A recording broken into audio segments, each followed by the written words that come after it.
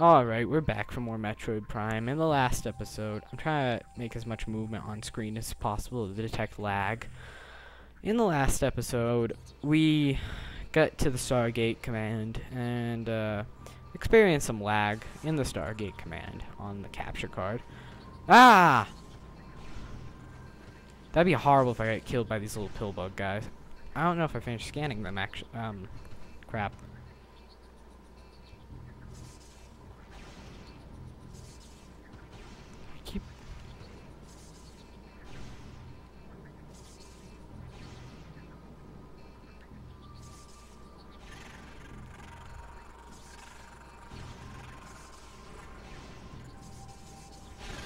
There, I killed it. I murdered it.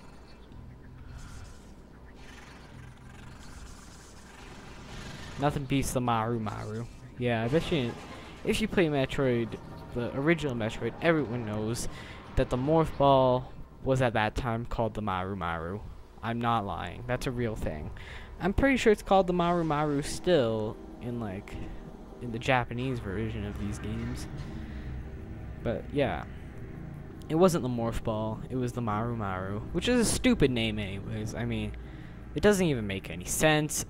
It's not even a real word, but it worked for them. But anyways, they're locking in all the chevrons, and the Stargate's about to go on. See, look, there's a chevron. It's engaged. Chevron's engaged, guys. They're gonna turn on the old Stargate. I think this can kill you. No, it can't, which is good, because I would have just, lit on fire. That's what Samus would sound like being lit on fire. She'd be like, ah! No, it's not what she'd sound like. She'd probably be like, cause she's pretty manly, Samus is. But anyways, we scan this, and apparently they don't need to lock in chevrons on their Stargate.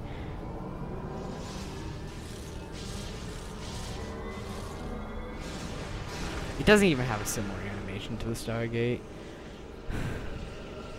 A similar effect. That'd be cool if it did, though. It was just like...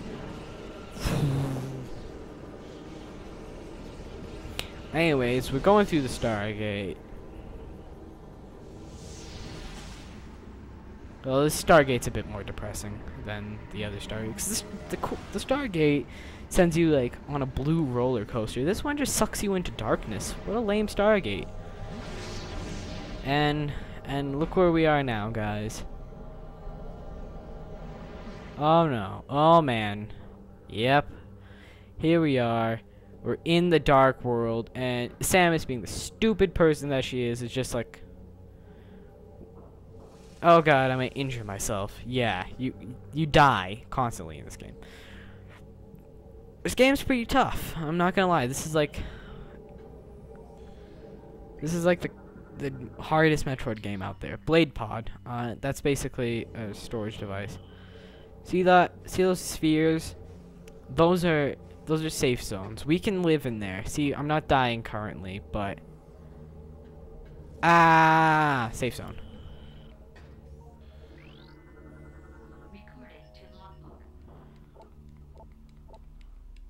So yeah, this is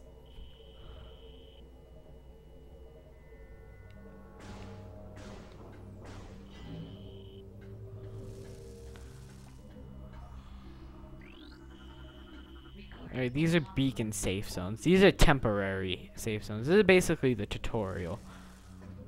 And I think these ones can heal you. Yeah, your health slowly goes up in safe zones. And the enemies in the dark world can't enter these. Because basically, we're from the light world, and we can't live in the dark world, and enemies from the dark world can't live in the light world. And these are spheres of mini light world here. It would be cool if they looked just like they did in the light world, though. If it turned the colors and stuff. But no, it all remains the same color palette. But basically, these safe zones are essentially transdimension. Alright, yeah. So something happened in the light world just then. Yeah, book. But basically, what I'm saying here is that in the light world, they can't live, just like we can't live in their dark world. Oddly enough, they can attack us, but if they enter into this sphere of energy, they die. So this is an inglet. It's a baby ing, basically. A baby ing. I don't know why I said Bobby. Too much Yogg's gas, guys. So much Yogg's gas. But basically, you attack them and they're big puddles, but they don't take as much damage unless you attack them when they have a thing in them. And they reuse the enemy later on in the game. Not in this game. In the next game, they reuse that enemy design. That's how lazy they were. But of course, a power shot will kill anybody. We're gonna need something special here. As you can see, I don't know if you noticed the distinct shape cut out here, but if you're a Metroid veteran, you'll know the distinct shape that I'm talking about. But anyway, we're gonna activate the light beacon. That's what I like to do. I like to activate the beacon before I get there. I don't like to have to wait on it. I'm gonna let my health recharge a bit while I look at the computer. Break the door and book to this next beacon. Again, lots of booking is on. And this is normally a save room, but I don't believe you can save in the Dark World. I could be entirely wrong.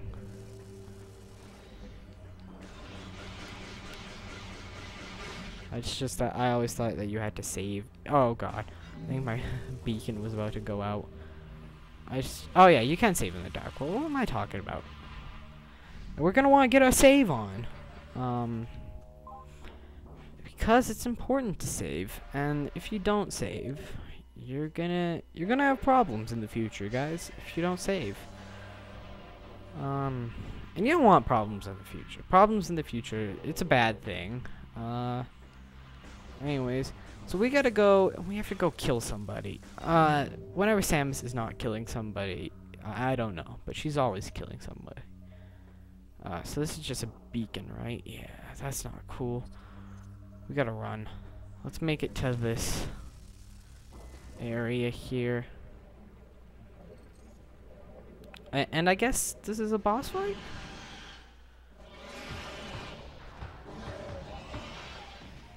No, this is just a warrioring. Now, if he even thinks of coming into our little circle of safety, he's gonna be destroyed. Like, he's gonna get destroyed like there's no tomorrow. Like, he's gonna burn like a vampire in the sun if he even thinks of coming into our little safe haven. I can't see him. There he is. Oh no, he's a puddle of sludge again. Oh, yeah. Those things that he's attacking us with, basically he uses those to push us out of our safety zone. And we don't want to leave our safety zone. We don't want to go out and meet new people. And I'll mention this. Bosses... He just killed himself. I'm not kidding. He just committed suicide. Good job, you stupid idiot. He just killed himself. I'm not even kidding. He just iced himself in the video. Alright, so we can't go through there. Look, it's sending our shots back at us. There's a little shield over it, and it doesn't like us. Here's somebody important here. Can I scan? No, he's out of scan range. Well, we have to wait on him. He's Mr. Important here in the Dark World to us. To us Light Worlders, this guy is pretty darn important. He's the Light Bringer. Basically, he's a bunch of these light crystals, and we can be unaffected by the darkness while we're in his perimeter. But he can hurt us if we touch him. He'll give us damage. But as you can see, if we tried this without him, we wouldn't make it too far. But we got to keep pace with him, is the problem here. Cause I mean, that's how far his shield goes. Usually you can. There's a thing there. That's for later in the game. That's not. We're not even gonna see that area on the first time through here. So we gotta make a mad dash over here. But yeah, see, this is This is a pretty annoying thing this game has, but it's a good game nonetheless. Oh god, oh god, oh god, I forgot that was temporary. Oh man. Oh man, my health's getting drained. This one's temporary too. This one is not temporary though. We can stay here all we want. And we can get this crap. This looks like a bit of lag. But, I want to get my health back up. Pretty much. As you can see, there's no shield protecting us from that hole.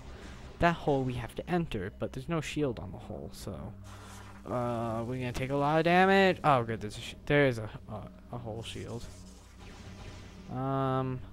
Ooh, we're gonna need a later power up here, a way later power up actually. So we'll have to remember to come back here way later in the game.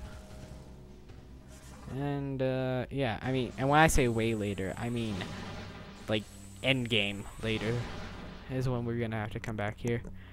We're gonna be revisiting the whole world before the final boss fight anyways, so it's cool. It's cool, guys. Don't worry. Don't worry about it. Alright. Health's back up. Let's see if we can get our health back up before this fades. Because we want as much health as we can have when we make our mad dash toward the crystal. 98. 99. Alright. Okay, there we go. See? But this guy is a boss. If you remember, I mean, no, he's not a boss, but he is a boss, but he's not like a boss. But if you remember, now this guy's pretty powerful. I believe he can touch you in here. He's the jump guardian. I don't know where he's gone. He's essentially a big warrior-ing with a chip on his shoulder and my boots. He's wearing my shoes. And even though Samus is a pretty manly woman, I'm sure she probably still cares about that, like any other woman would, that someone else is wearing the same shoes as she does.